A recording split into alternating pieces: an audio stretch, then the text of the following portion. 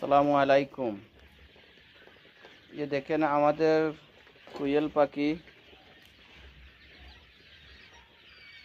যারা কোয়েল পাখি পালন করতেন আমাদের সাথে যোগাযোগ রাখবেন।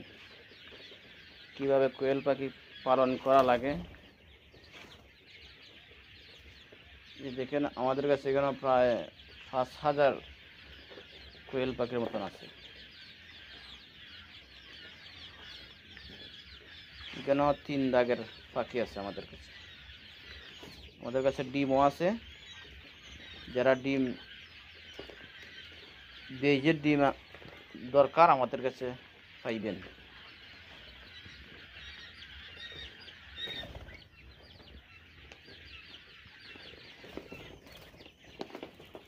আমাদের কাছে সব ধরনের কোয়েল পাইবেন, যে কোনো সময় আমাদের কাছে পাইবেন।